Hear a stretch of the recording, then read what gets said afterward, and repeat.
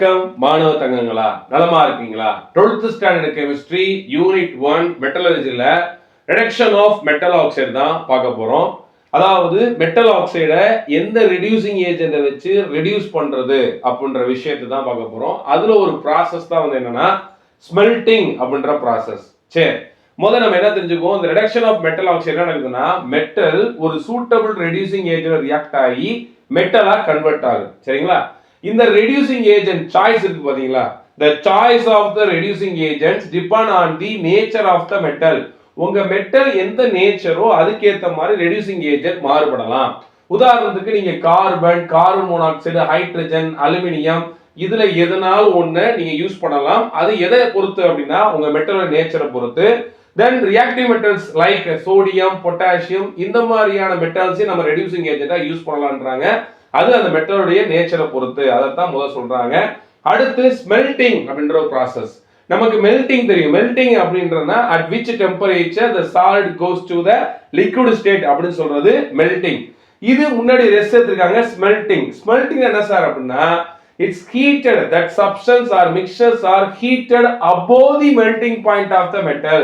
மெட்டலோடைய melting பாயிண்ட காட்டிலும் அதிகப்படியான வெப்பநிலையில நம்ம சூடுபடுத்தணும்ன்றாங்க.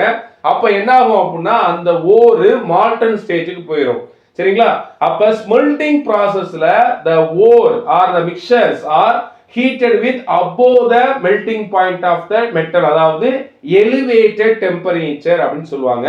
இங்க பாருங்க, இந்த ஸ்மெல்டிங் ப்ராசஸ்ல என்ன பண்ணாங்க ஃபர்ஸ்ட் அப்படின்னா, the concentrated ore, flux, reducing agent இந்த மூணையும் சேர்த்து என்ன பண்றாங்க அப்படின்னா எலிவேட்டட் டெம்பரேச்சர்ல ஹீட் பண்றாங்க. அப்படி ஹீட் பண்றப்ப என்ன நடக்குது அப்படின்னு பார்க்கணும். இஸ் எலிவேட்டட்னா மிக உயர்ந்த வெப்பநிலை அப்படின்னு அர்த்தம். இங்க உதாரணத்துக்கு வந்து பாத்தீங்க அப்படின்னா அயன் ஓர் எடுத்திருக்காங்க, ஃபெரிக் ஆக்சைடு எடுத்திருக்காங்க. இது வந்து என்னன்னா ஃபெரிக் ஆக்சைடை அது சூட்டபிள் ஃப்ளக்ஸ் போடுறாங்க, கால்சியம் ஆக்சைடு, தென் ரெடியூசிங் ஏஜென்ட் கார்பன் மோனாக்சைடு போடுறாங்க. ஏன் இங்க கால்சியம் ஆக்சைடு ஃப்ளக்ஸ் யூஸ் பண்ணாங்க அப்படின்னா, இந்த ஃபெரிக் ஆக்சைடுடைய ஓர்ல சிலிக்கான் டை ஆக்சைடு அப்படின்னு சொல்லக்கூடிய ஒரு அசிடிக் நேச்சர் கேங் பிரசன்ட் ஆகி இருக்கு. சோ அந்த கேங்கை ரிமூவ் பண்றதுக்காக நான் என்ன பண்றேன் அப்படின்னா பேசிக் ஃப்ளக்ஸ் யூஸ் பண்றேன். அப்ப ஃபர்ஸ்ட் என்ன நடக்கும் அப்படின்னா, this gangue is reacted with flux and forms என்னதுமா ஸ்லாக், கால்சியம் சிலிகேட்டா மாறிடும். இது ஃபர்ஸ்ட் ஸ்டெப்ல நடக்கும். சரிங்களா? அப்ப ரிமைனிங் யார் இருக்கு நமக்கு, இங்க ஃபெரிக் ஆக்சைடும் கார்பன் மோனாக்சைடு இருக்கும். அதனுடைய ரியாக்ஷன் பார்ப்போம். Iron oxide Fe2O3 reaction with reducing agent carbon monoxide reduce ஆகி என்ன ஆகுதுன்னா அயனா மாறுது. இதான் டாபிக். என்னது ரிடக்ஷன் ஆஃப் மெட்டல் ஆக்சைடு. அப்ப மெட்டல் ஆக்சைடு என்ன ஆகும், மெட்டல் ஆயிடுச்சு. then this carbon monoxide reacts with this oxygen and forms carbon dioxide மாறிடும். இந்த ஈக்குவேஷனை இப்போ என்ன பண்ணணும், பேலன்ஸ் பண்ணணும். வாங்க பேலன்ஸ் பண்ணலாம். இங்க எத்தனை Fe இருக்கு, 2 Fe இருக்கு. இங்க 1 தான் இருக்கு. சார் இங்க 2 போட்டேன், முடிஞ்சிருச்சு. சரிங்களா? நெக்ஸ்ட் வரேன் என்ன வரேன் அப்படின்னா ஆக்சிஜன் பார்க்க போறேன். ஆக்சிஜன் என்ன பண்றேன், இங்க 3 இது 1 4 இருக்கு. இங்க என்ன இருக்கு, 2 தான் இருக்கு. அப்ப முன்னாடி 2 போடுறேன். 2 போட்டா ஆக்சிஜன் பேலன்ஸ் ஆயிருச்சு. ஆனா யார் பேலன்ஸ் ஆகல அப்படின்னு பாத்தீங்கன்னா கார்பன். ஏன்னா இங்க 2 கார்பன் இருக்கு, இங்க என்னமா இருக்கு, எனக்கு 1 கார்பன் தான் இருக்கு. அப்ப சார் வந்து இங்க 2 போடுறேன். இந்த 2 போடும்போது என்ன ஆகுது, இங்க ஆக்சிஜன் 2 இது 1 3 5 ஆகுது. இங்க 4 தான் இருக்கு. இங்க 5 இங்க 4 ஆட் நம்பரா இருக்கு. இது என்ன பண்ணணும் அப்படின்னா ஈவன் நம்பரா மாத்தணும். அப்ப என்ன பண்ண போறேன் சார் பாருங்க, சிம்பிளா பாருங்க, ஒண்ணும் செய்யாது. இங்க மாத்துங்க. என்னன்னா இதை முதல் மாத்துங்க, 3 மாத்துங்க. 3 மாத்தினா 3 கார்பனு, இங்க ஒரு 3 ஆக்சிஜன், மொத்தம் 6 ஆக்சிஜன். அப்ப இங்க உங்களுக்கு 6 ஆக்சிஜன் வந்து என்ன பண்ணணும், 3 போட்டா போதும். அப்ப என்ன ஆகுது பாருங்க, 3 கார்பன் 6 ஆக்சிஜன் வந்துருச்சா? ரைட். இப்ப இந்த ஸ்மெல்டிங் ப்ராசஸ் வச்சு காப்பர் பைரேட்ல இருந்து எப்படி காப்பரை வந்து ரெடியூஸ் பண்றாங்கன்னு பார்ப்போம். காப்பர் பைரேட்ல இருந்து காப்பரை எப்படி இந்த ஸ்மெல்டிங் ப்ராசஸ் மூலமா எடுக்கிறாங்க அப்படின்னு பார்க்கலாம். வாங்க. காப்பர் பைரேட்டோட ஃபார்முலா தான் CuFeS2 அப்படின்னு சொல்லக்கூடியது காப்பர் பைரேட்டோட ஃபார்முலா தான். சரிங்களா? இத காப்பர் பைரேட்டோட நம்ம அசிடிக் ஃப்ளக்ஸான சிலிக்கான் டை ஆக்சைடை எலிவேட்டட் டெம்பரேச்சர்ல ஹீட் பண்றோம். ஹீட் பண்ணா என்ன நடக்குதுன்னு பாருங்க. ஸ்டெப் பை ஸ்டெப்பா சொல்றேன், கவனமா கவனிச்சுட்டு வாங்க. முதல்ல என்ன ஆகுது அப்படின்னா, இந்த காப்பர் பைரேட் இருக்கு பாத்தீங்களா, இது என்ன பண்ணுது, ஆக்சிஜனோட ரியாக்ட் ஆகி என்ன ஆகுது அப்படின்னா cuprous sulphide plus iron sulphide plus sulphur டை ஆக்சைடா மாறுது. நல்லா பாத்துட்டீங்களா? இது cuprous sulphide iron sulphide then sulphur டை ஆக்சைடா ரிலீஸ் ஆகுது. சரிங்களா? இப்போ நம்ம இதை பேலன்ஸ் பண்ணணும். வாங்க பேலன்ஸ் பண்ணலாம். காப்பர் இங்க எத்தனைமா இருக்கு? இங்க 1 இருக்கு, இங்க 2 இருக்கு. அப்ப முன்னாடி 2 போடுங்க. 2 காப்பர் போட்டாச்சு. தென் அது இப்ப காப்பர் 2 போட்டா அயன் என்ன ஆகுது? 2 ஆகுது. அப்ப சார் இங்க 2 அயன் போட்டுட்டேன். சரிங்களா? இப்ப மொத்தம் எத்தனை சல்ஃபர் இருக்கு? 4 சல்ஃபர் இருக்கு. அப்ப இங்க கவனிங்க, 1 இது ஒரு 2 3 இது 1 4 சரியா போச்சு. ஆக்சிஜன் எத்தனை இருக்கு? 2 2 சரியா போச்சு. அப்ப ஈக்குவேஷன் பேலன்ஸ் ஆயிடுச்சு. சரிங்களா? இப்ப இந்த மிக்சர் பேர் இருக்கு பாத்தீங்களா? இந்த மிக்சர் அதாவது Cu2s plus FeS இருக்குல்ல, இதுக்கு பேர் வந்து என்னன்னா ஒன் வேர்டுமா என்னது? காப்பர் மேட் அப்படின்னு பேர். சரிங்களா? இந்த மிக்சருக்கு பேரு காப்பர் மேட். இது ஒன் வேர்ட்லயும் கேட்பாங்க, பாத்துக்கோங்க. நெக்ஸ்ட் என்ன ஆகுது அப்படின்னா, இந்த காப்பர் மேட்ல இருக்கக்கூடிய அயன் சல்ஃபைடு இருக்கு பாத்தீங்களா, this reaction with oxygen it forms iron oxide and sulfur dioxide மாறுது. சரிங்களா? இதை பேலன்ஸ் பண்ணலாமா? வாங்க பண்ணலாம். ஒரு Fe ஒரு Fe முடிஞ்சிருச்சு. ரைட். இப்போ என்ன ஆகுது? சல்ஃபர் 1 முடிஞ்சிச்சு. இப்போ ஆக்சிஜன் இங்க பாருங்க 2 இருக்கு, இங்க 3 இருக்கு. சார் என்ன சார் செய்யலாம்?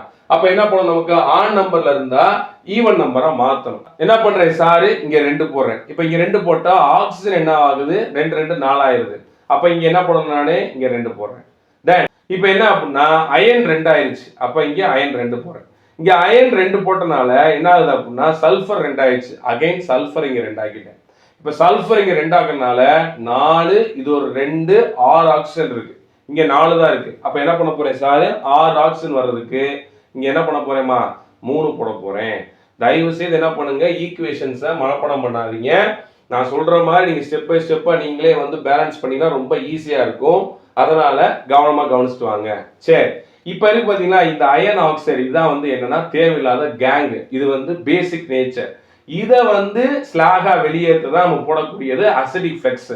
இப்ப இந்த பேசிக் கேங் அதாவது அயன் ஆக்சைடும் நம்ம போட்ட அசிடிக் ஃப்ளக்ஸும் SiO2வும் ரியாக்ட் ஆகி ஃபெரஸ் சிலிகேட் FeSiO3 அப்படின்ற ஸ்லாகா மாறிடுது. ஒன்றும் இல்லை, அப்படி சேர்த்து எழுதுங்க.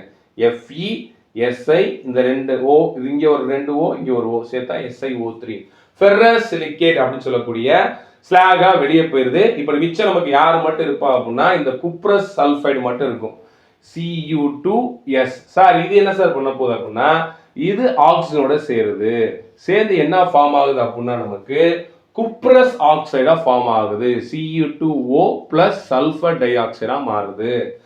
அகைன் இந்த குப்ரஸ் ஆக்சைடு இருக்கு பாத்தீங்களா, Cu2O reaction with another cuprous sulfide it forms copper and sulfur dioxide. புரிஞ்சு என்ன செஞ்சிருக்கின்றது? இப்படி வரக்கூடிய காப்பர் பேர் வந்து என்னன்னா பிளிஸ்டர் காப்பர் அப்படின்னு பேரு. ஏன் சார் அப்படின்னா ஹீட் பண்ணி பண்ற அந்த ப்ராசஸ்ல என்ன ஆகுது அப்படின்னா சல்ஃபர் டை ஆக்சைடு ரிலீஸ் ஆகிறதுனால அங்கங்க அதுல கொப்பளமா இருக்குமா, அதனால இதுக்கு பேர் வந்து என்னன்னா பிளிஸ்டர் காப்பர் அப்படின்னு பேரு. இந்த ஈக்குவேஷன் சார் இப்ப பேலன்ஸ் பண்ணல, இப்பதான் பேலன்ஸ் பண்ண போறேன். கவனமா கவனிங்க, மனப்பாடம் பண்ணா வேலைக்கு ஆகாது. இங்க காப்பர் 2 இருக்கு, இங்க 2 இருக்கு, பிரச்சனையில முடிஞ்சிருச்சு. இப்ப மறுபடியும் வாங்க, ஆக்சிஜன் இங்க 2 இங்க 3, இந்த மேல பார்த்தா அதே பிரச்சனை, முன்னாடி பார்த்தோம்னா அதே பிரச்சனை தான் இங்க. ரைட். அப்ப என்ன பண்ணலாம் நம்ம வந்து ஸோ ஆட் நம்பரை ஈவன் நம்பரா மாற்றணும். சரி மாத்துவோமா? என்ன நடக்குன்னு பார்க்கலாமா? சரி இங்க 3 இருக்குல்ல, அப்ப என்ன பண்றேன் சார் இங்க 2 போடுறேன். 2 போட்டா என்ன ஆயிருது அப்படின்னா இங்க 2 இங்க 2 4 ஆயிருது. அதனால சார் இங்க 2 போட்டுறேன். இப்ப காப்பர் என்ன ஆயிருது? எனக்கு 4 ஆயிருது. சரி 4 ஆனா இங்க 2 போட்டா 4 ஆயிரும். அப்ப சல்ஃபர் என்ன ஆயிருது? 2 ஆயிருது. அகைன் என்ன பண்றேன்? சல்ஃபர் இங்க 2 போட்டுறேன். சல்ஃபர் இங்க 2 போட்டனால இங்க 4 ஆக்சிஜன், இங்க ஒரு 2 ஆக்சிஜன், மொத்தம் எத்தனை வருது? 6 ஆக்சிஜன். அப்ப எனக்கு இங்க 6 ஆக்சிஜன் வந்து என்ன பண்ணுவீங்க? நானு 3 ஆக்சிஜன் போடணும். மேல பார்த்தா அதே கேட்டகரி தான், அதே மாதிரி தான் இதையும் செஞ்சிருக்கோம். சரிங்களா? ரைட். நெக்ஸ்ட் வந்து பாருங்க என்ன இருக்கு, இந்த காப்பர் பார்ப்போம். இங்க எத்தனை காப்பர் மொத்தம் இங்க பாருங்க 2 2 4 இருக்கு. சரி அப்ப என்ன போட்டேன்? இங்க 4 போட்டுட்டேன். சரி சல்ஃபர் எத்தனை இருக்கு? 1. ஆக்சிஜன் எத்தனை இருக்கு? 2. அப்ப ஆக்சிஜன் 2 வரும்னா சார் என்ன பண்ணுவோம்? இங்க 2 போட்டுட்டேன். இங்க 2 போடனால இங்க 4 காப்பர், இது 2 காப்பர், 6 காப்பர் ஆயிடுச்சு. அப்ப என்ன பண்ணணும்? எனக்கு 6 காப்பர் வரணும்னா இங்க நான் 6 போடணும். சல்ஃபர் 1 தான் இருக்கு, ஒன்றும் பிரச்சனை இல்லை. சரிங்களா? புரிஞ்சா எப்படி பண்ணணும்ன்றது? ஸோ இப்படி ப்ராசஸ் பண்ணி கடைசியா வரக்கூடிய அந்த காப்பருக்கு பேரு பிளிஸ்டர் காப்பர். கொப்பளமா இருக்கு.